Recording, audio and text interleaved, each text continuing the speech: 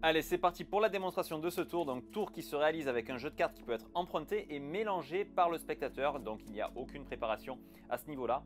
Par la suite, on va faire une petite prédiction. Alors, je vais choisir une carte prédiction qu'on va mettre sur la table. Allez, on va dire celle-ci, là, elle est pas mal. Voilà, on va la mettre de côté, juste ici. Bien en vue, on ne la quittera pas des yeux. Et ensuite, on va demander au spectateur de prendre le jeu et de faire 3 paquets égaux. Alors le plus simple là, pour faire des paquets égaux, c'est de distribuer les cartes une à une comme ceci. Donc c'est la partie la plus longue du tour, on va dire. Mais ça permet d'avoir vraiment 3 paquets avec le même nombre de cartes. Et ensuite, on va demander au spectateur de choisir une carte à chacun des paquets, la carte de son choix. Vraiment, je vais vous montrer ça tout de suite. Donc, imaginons qu'il ait fait 3 paquets comme ceci.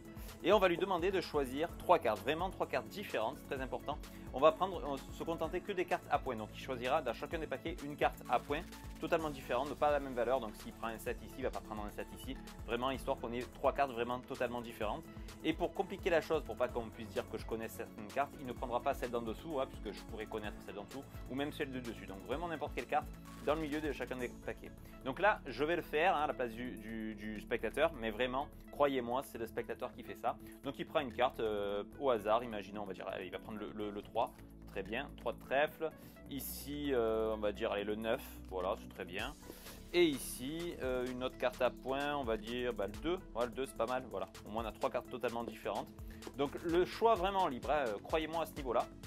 Et ensuite, on va lui demander de récupérer le reste des cartes et en fait de distribuer des cartes par-dessus les cartes qu'il a choisies afin d'atteindre le nombre 12. Donc imaginons ici 3, il fait 3, 4, 5, 6, 7, 8, 9, 10, 11, 12.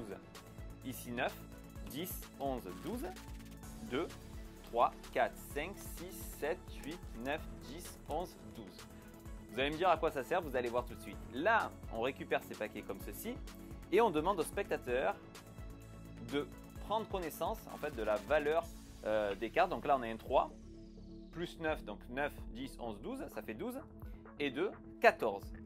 Et là on va lui demander tout simplement de compter 14 cartes et de prendre la 14e carte du jeu qui est maintenant juste ici.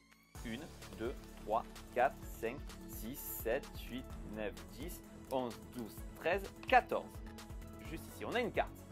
Vous êtes d'accord qu'après avoir fait tout ça, vraiment, le jeu a été mélangé au départ, le spectateur a choisi les cartes de son choix, les valeurs de son choix. Moi, ces valeurs-là, je pouvais ne pas les connaître. C'est ça qui est très fort, c'est le spectateur qui aurait pu tout faire ça, tenir tout le jeu, etc. Vraiment à ce niveau-là. Moi, je sors uniquement la prédiction au départ et je le guide et c'est lui qui fait tout. Et là, le spectateur finit par tomber sur une carte.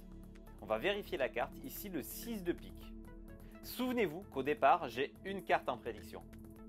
Ça serait fort que cette carte corresponde exactement à la jumelle de la carte qu'il a choisie après toutes ces coupes, ces mélanges, etc. Et bien entendu, tout peut être laissé à l'examen, il n'y a absolument rien à voir. C'est vraiment génial et 100% automatique.